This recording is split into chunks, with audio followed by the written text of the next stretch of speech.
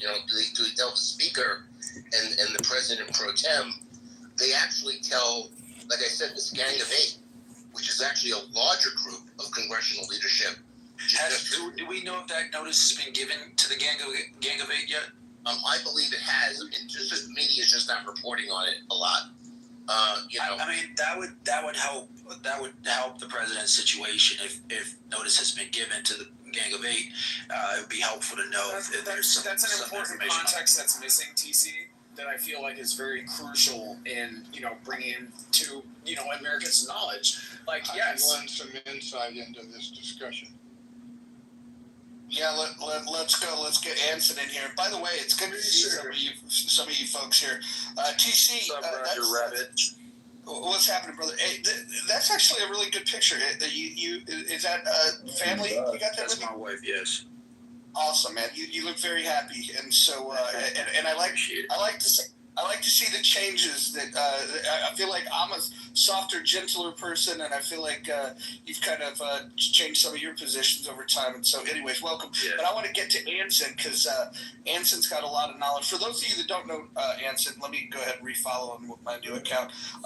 Anson's got experience that most of us will never gain and probably wouldn't have been able to handle anyways. Anson, go ahead. Gang of Eight is 8 members of Congress, the majority and minority leader of the Senate, that's 2, the same for the House, that's 4, and the ranking member and the ranking minority member of the House and Senate Intelligence Committees. That's 2 each, total of 4. 4 plus 4 is 8. The Gang of Eight has been included in notification of the situation.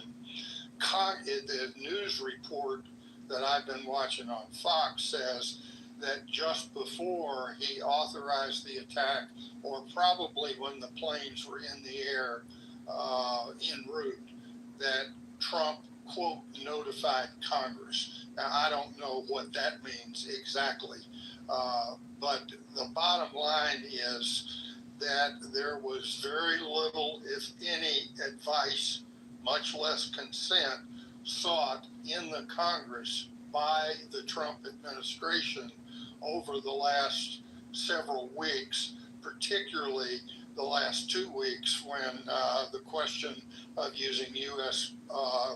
Bombing forces to take out the nuclear facilities. There was very little, if any, exchanges. I know that Senator Warner from Virginia, I believe he is the Democrat minority leader of the Senate Intelligence Committee.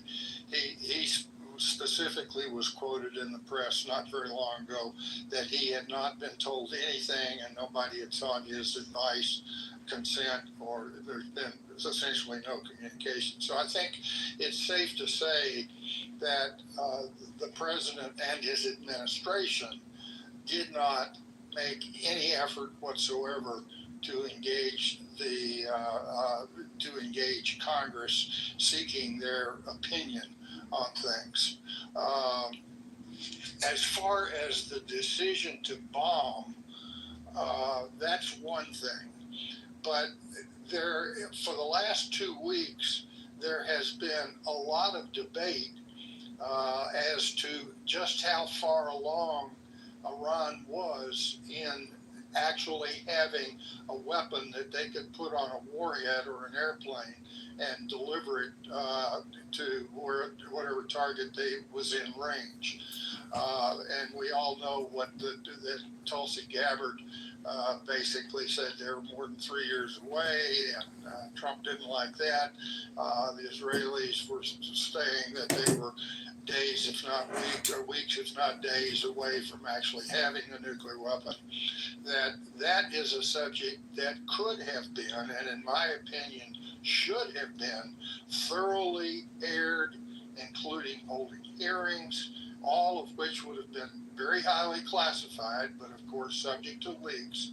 But the understanding and the analysis of the intelligence that was available, that again was strictly within those discussions were strictly within the administration, I'm pretty sure, and that is something that those two intelligence committees should definitely, in my view, have gotten into from the very beginning of this, at least this discussion of the United States taking military action to bomb the nuclear facilities. That's my that's my understanding of things so far, and I'll let you all discuss from here on out. What's the value of that necessarily? Because if you go back some years ago, we constantly were told that supposedly we understood, like we as a country understood where North Korea was on their development plans, and obviously we were way off, right? Because they kept being told they're close, but they're not that close, and they're close, but they're not that close. And obviously now no one disputes that they have a bomb. So somehow they got to the bomb, but we kept saying they're not there yet. So I always doubt, like, we actually understand what's going on in a foreign country on things like this, okay? And to make these decisions based on, we think they're 60%, we think they're this, or we think they're that, we don't even know. And North Korea, by the way, proves that we had no, we don't know. Well, first of all, I would say that having the material is one thing. Having a deliverable explosive device that will work is another thing.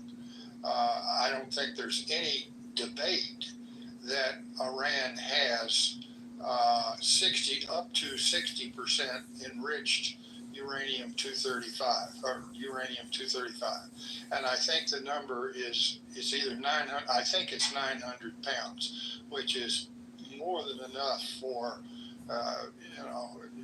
you can make a bomb with 3 or 4 kilograms, about 2 pounds per kilogram.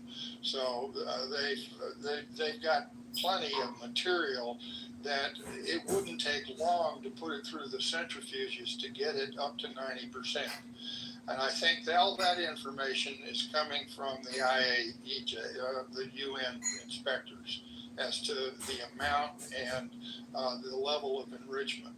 So I would say that is probably pretty good intelligence, but then again, you'd have to get into the highly classified ways and means and everything else to really get a clear understanding. But to be able to take that material and to put it into a bomb that will actually work. I understand, but that wasn't my point. We definitely had more transparency because of the IAEA with Iran than we had in North Korea. My point, though, is we're often wrong, okay, about understanding where some hostile country is on developing a weapon system, and this thought process that somehow we could debate this endlessly in Congress before making a decision, when we know that there's we know they're on the continuum. It's not like they're starting at zero, okay? And so where they are on a continuum, and you want to speak, let's guess, okay? If you guess wrong, by the time you realize you guessed wrong, they have it, okay? That's the problem, okay? At some point, you have to make a decision.